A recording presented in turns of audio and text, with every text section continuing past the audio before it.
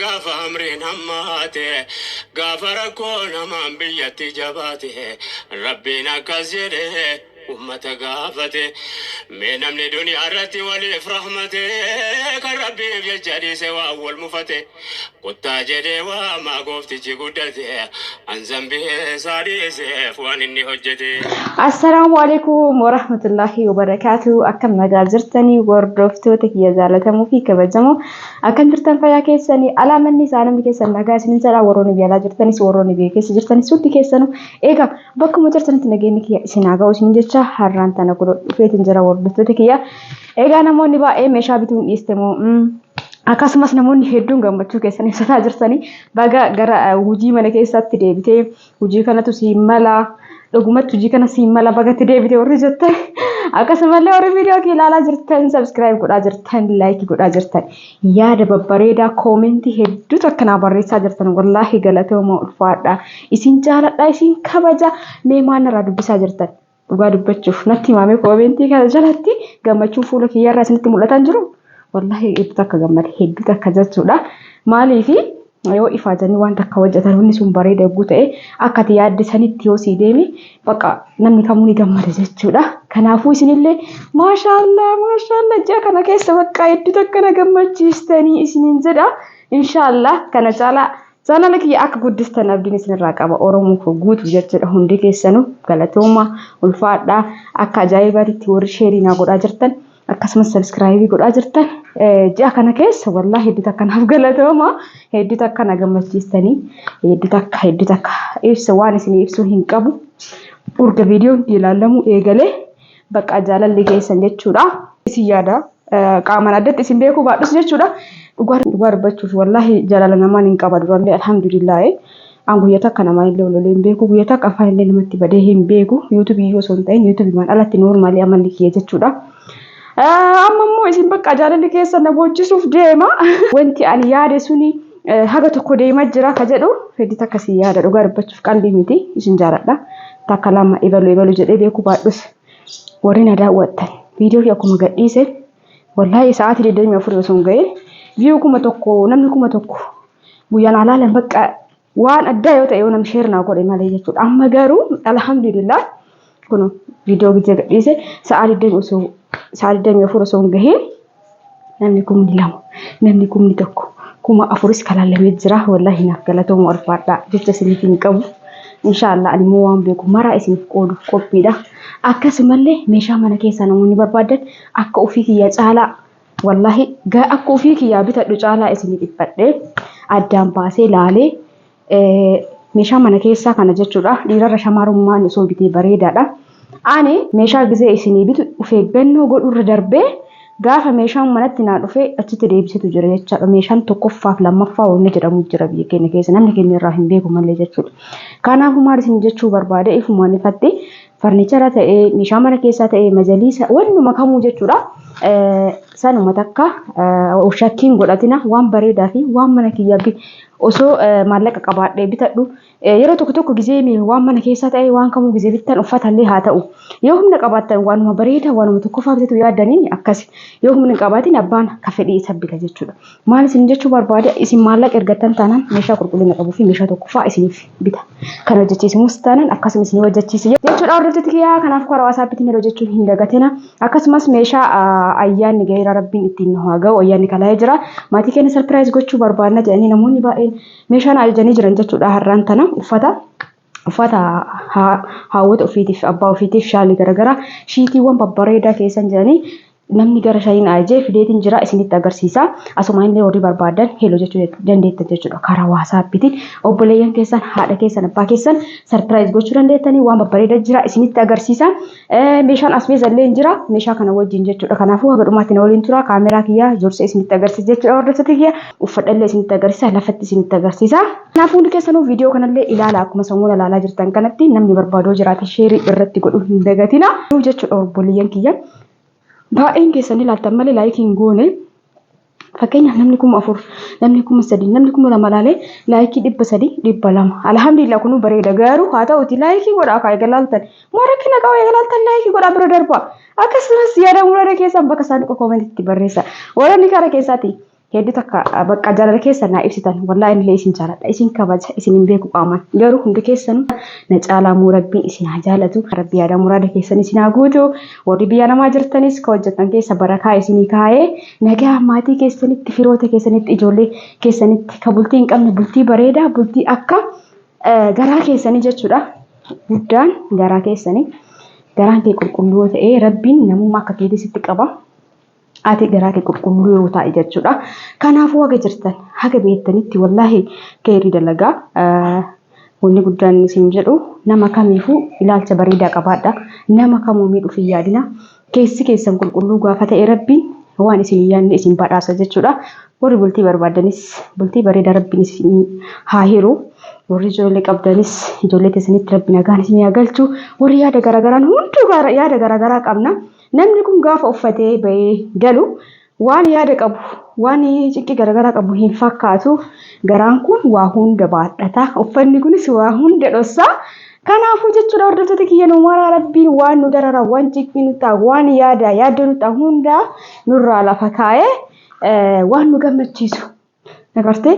ka osoo hin beekne rabbi tasa nama gammachiisa. Yeroo ammaa kanatti alhamdulillah waa hunda qabna harkaa luka qabna ka dhukkubsatee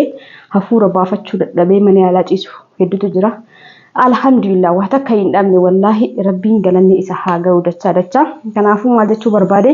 namni hunduu waan isa yaaddisutu jira. Namni hunduu waan fedhu qaba. Rabbi walumaa qabee numaraa yaada muraada keenya nu haa guutu jechuu barbaadeeti. Egaa haasawa isinitti dheeressee yoo isinitti toluu baatellee dhiifama naa godhaa isiniin jedha. Haguma takka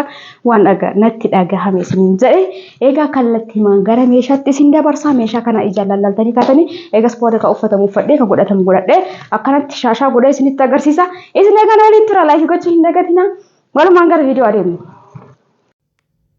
Egaa hordoftoota kiyya meeshaan kun hundi isaatu cinaan ka ordarii godhameedha kana mashanii fakkeenyaaf gaawoniiwwan tunniin tanaan durallee biteen ture ammaan tana ajajameetiin jechuudha maashaallah akkanatti adda isillee ururamte shaarbi wajjin gizee duraa sun shaarbi wajjin hijaab wajjin kun immoo addattillee akkanatti maashaallah iddoo bareeda shiitirraan uffatama nama qamisirraan uffadhe waan ta'eef egaa haala kanaan kunoo bitamee jira gaawonichi meeqa hojjetan qarshii kuma tokko kunniin jechuudha hordoftoota kiyya gaawoniin kun walii lama ka baay'ee takka yaa'u tokko jira yoo dhiqan ka gadi honni ta'u zilzil gadi jedhi tokko jechuudha. Isaa miti kun baay'ee takka bareeda kiisii qabdi hidhaa qabdi qarshii kuma tokko jechuudha. Hordoftoota kiyyaa akkuma argaa jirtan kana asitti mootu kootii hawwata maashaallah tabaarakallaa kootiin kun irra deebi'ee dhufeetiin jira amma jechuudha. Yeroo jalqabaa san bite kanallee yeroo wayii jidduu namni ordarii godhatee dhabeen ture amma akka haarawaatti galchee jira maashaallah tabaarakallaa isiniin jedha namoonni barbaadan heeloo jedha ordarii godhadha. Uffata kana dhugaa dubbachuuf nama hedduu barbaada yeroo duraa sanii uffanni gizee tokko bareeda ta'ee dhufe gizee mootu ni bada amma ayyaana fakkaarawaatti seenee maashaallah gadi nama gayaa hedduu oo'aa lallaafaadha jechuudha hawwata kennaaf sirriitti ta'a keessattuu biyya qorraa nama jiruuf ayina lamaan sanii kun immootu kam akka duraa san ta'eetu ndiqqoo qalxaf jetti maashaallah hedduu takka bareedan hundi isaanii tu'anii dhugaa isiniin jedha jechuun waan isinitti tonni ta'e isinitti dhaadhessaa hin jiru jechuu barbaadeeti waan bareeda ani maatii kiyyaafis sarpiraayiz godheen ture kootii wantanniin keessaa akka hoota tiyyaaf jechuudha wallaahi maashaallah hedduu bareedanii ofii kiyya waan argeefi kunoo agartanii baay'ee takka babbareeda lallaafaadha. Amma sagalee amma irratti hidhutti jira baay'ee dheerate jechuudha daqiiqaan achumaan ariifachiise sagalee duraarraa balleesse amma irratti dheessuun illee kun akkuma akka duraa san fakkaatti wanni wantunniin jechuudha gurdaan sunniin qarshii 2,900 ta'a amma lafa kaayee sunniin 2,800 itti aansee shaalii kanneen shaaliin kun ka abbootaaf ta'u ta'e isa tokkoffaa fi isa kwaalitii ta'edha baay'ee takka bareeda halluu magaala kana qaba adii qaba shiroo kalarii qaba jechuudha hordoftoota kiyyaa viidiyoo waan ariifachiisee fi malee hedduu bal'aadha hedduu namatti tolu jechuudha uffata kanas kootiiwwan kanas ana abbaa kiyyaafillee akka hote kiyyaafillee jechuudha sarpiraayizii godheen ture gizee iidaa uffata isa irratti qeerraa beeku jechuu barbaadeeti shaaliin kun garuu walii lama inni kun qarshii 1,400 shaaliiwwan kunniin itti aansee mootu kun hijaabatanas viidiyoo mikiyyarraa iskiriinshatii gootee natti na jettee jirti jechuudha obboleettiin tiyya hijaaba kanneen lama hijaabni kun akka hijaabaatti illee ajjabatu hin danda'ama gadillee bal'isanii shiitana wajjin uffatuu hin danda'ama jechuudha bal'oodha kun haphii garmalee haphii akkasillee miti garuu jiddu galeettidha lamaan kana kun irsaas kalarii go'aanii wajjin kun lamaan kana akkasiin jedha shaarbiin qarshii 450 Egaa itti aansee kan gizee kamuu bitaan ture shiita kana ni beektan diriyaa kana anu yoo order godheen ture maaliif ni bareeda waan ta'eef dhugaa dubbachuu fi warri jalqaba irraa na hordoftan qanii jalqaba tokko filannoo keessaniin tokko ni hambifadha jedhee hambifadheen ture deebi'ee gizee namaa bitu mootu natti bareeda jechuudha gurraachi kuni saniin booda fi kiyyaafis fayyadamee jira. Kuno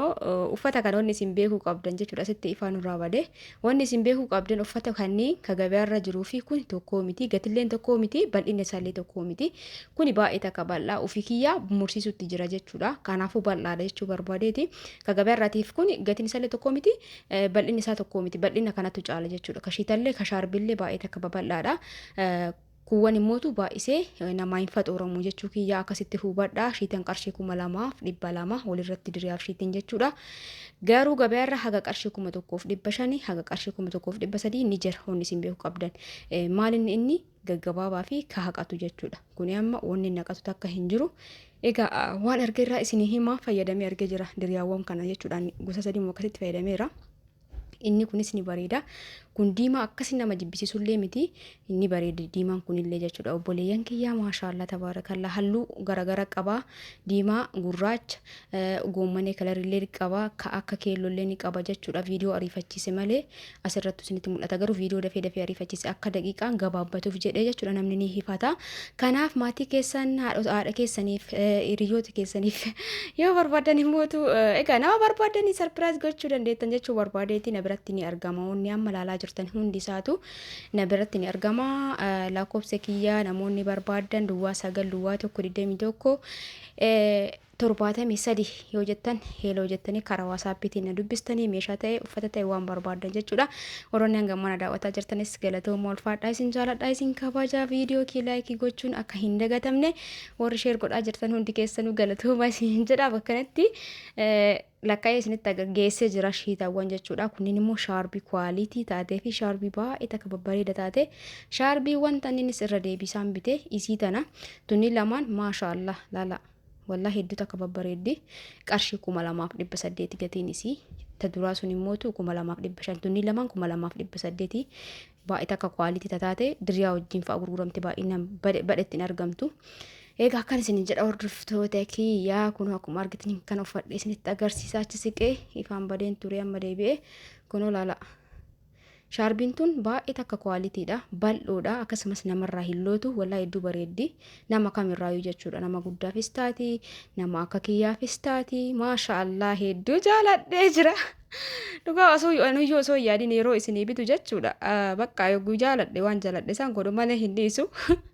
maashaallah tunis hedduu takka na bareeddee jirti kun laala. Kana fakkaata jechuudha warra godhachuu dandeettanii qarshiin isii egaa taaniif piinkiin garaagarummaa birrii diqqooti nama barbaadanii hilo jettanii bitachuu dandeettan kunu maashaallah ni bareeddi gartanii akkasii diriyaawwanis uffata haa kootiiwwan haadhota shaaliiwwan sannis namni barbaadan akka harawaatti galchee jira jechuu barbaadeeti. Egaa viidiyoon kiyya kanarraa kana fakkaata akkasinitti tolu abdiin qaba viidiyoo biraatiin inshaallah yeroo rabbi jedhe walitti deebina hangasitti hundi keessanuu egaa bakkuma jirtanitti fayyaa qannaa qabaadhaa oolmaa bareedaa isiniif haa ta'u isiniin jedha obboleeyyan kiyya sa'aatii neetworkiin baay'ee takka rakkisaadha sa'aatiin gadi buutti hin beeku amma sa'aatii 7 akkasitti gadhiisutti jira sa'aatiin gabuu hin beeku tarii halkan gabbaa tarii galgala gabbaa sa'aatii misin bira gaheetti ilaalaa sheerii laayikii gochuu hin dagatina. Egaa lakkoofsa kiyya immoo viidiyoo kana keessaa fudhadhaa karaa waasaappiitiin koottaa isin tun illee ni jirti kun kuma argaa jirtan tan isin tun qarshii 2,500 maashaallah arafaaf ordarii godhachuu dandeettan isiniin jedha akkanatti uffadhee hunda isaaniitu akka inni isinitti toluuf isinitti agarsiise yeroo baay'ee dhaa wal qofa uffadhee agarsiisa nama akkasiin na barreessa jira guutuma mul'isii viidiyoo jedhanii bilbila bakka takka kaayeetiin waraaba waan ta'eef natti hin tolu namni akkana obsaan namaa hin waraabu jechuudha namallee cinquu hin fedhu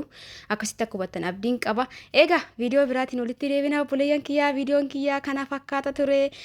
isin jaaladhaa isin kabajaa warri na hordoftan warri feetanii jaalattiin fedha keessanii na hordoftan yaada muraada keessan na barreessitan hundi keessanuu jechuudha jaalattanii feetanii chaanaala kiyya sheerii godhaa jirtan akkasumas meeshaalee garaagaraa na bira order godhataa jirtan hundi keessanuu warri hordoftuu siimboo taatan jechuudha. Anis akkuma isin na jaalatanitti isin jaaladha wanna isin barbaadan isin biraan ga'a dhugaa dubbachuuf waan tokkoom isin biraan ga'uun hedduu natti tola jechuudha. Waaw shaarbitan hedduu jaaladheera. Kanaafuu isinirraa wanti eegamu subscribe like share gochuudhaan chaanaala kana guddisuudha wanni irraa